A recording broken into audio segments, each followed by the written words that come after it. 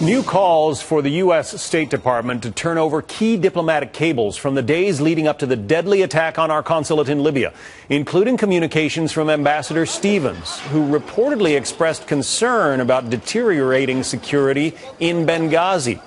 Senator Bob Corker is one of the lawmakers who does not want to wait for the results of an internal investigation, wants to see those cables right away. He is our guest now. Senator, have you received a response from the State Department yet? We have not. Senator Isaacs and I 2 days ago sent the letter. Obviously, the cables are easy to come forward, and we hope that'll happen very soon. But this has turned into something, John, nothing short of Benghazi Gate. I wish you had seen the briefing that took place. It was the most senseless, worthless briefing that I've ever attended. And at this juncture, we've had 4 Americans that have been killed. One was a widely known, highly respected individual.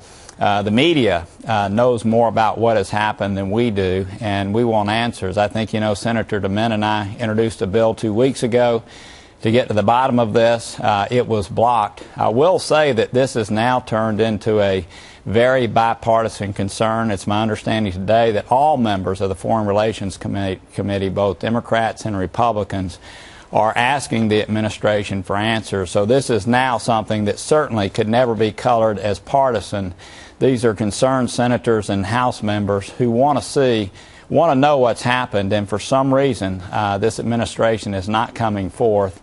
I want to say one other thing. Secretary Clinton, while there have been political differences, no question, one of the things that I think most people have appreciated about her has been her transparency, and something is wrong here. This is not the way something is up here, in that we are not getting just the basic information that I think most Americans would want us to have. You said that in some ways the media seems to know more about what's going on here than the government. We know that CNN had a reporter-producer who found the ambassador's diary and made elements of that public, and Ambassador Stevens reportedly in his private diaries, according to CNN, was expressing concerns over his safety. One of the reasons you want these cables is because you want to find out whether he expressed those concerns to his superiors at state. That's exactly right. That's the purpose behind Senator Isaacs and my request. That's something that ought to be easily forthcoming. You know, John, we sit in all kinds of classified and secure briefings. We have access to all kinds of information constantly that affect our country in big ways. When 4 Americans have been killed and we cannot even find out what the communications were between that person and the State Department here in Washington, something's wrong. And I really do think that as I've watched the response from this administration, there has to be something that they're trying to hide or cover up. And again, we just want answers. And again, as I mentioned, both Democrats and Republicans want answers to what has happened. Is that why? Well, you're not. Are you suspicious? I guess is the question of the. I am.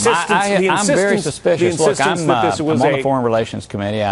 I've worked with this administration. I have become very suspicious, and this is just not the norm. This is way out of the norm what is happening in this case, and that's why, to me, the window has closed. I think, you know, the responses have been, varying degrees of what's happened. We have not been told clearly what has happened, and I think the window is closed. And now, you know, this is turning into something not short of Benghazi Gate. I mean, what's going on here? Why are we not being told what has happened to these 4 Americans? Yeah, we're 3 weeks into it now and still don't have FBI agents on the ground to investigate the embassy or the consulate, as I understand it. We hope you get some answers to your letter. Senator Bob Corker of Tennessee, thanks for joining us today.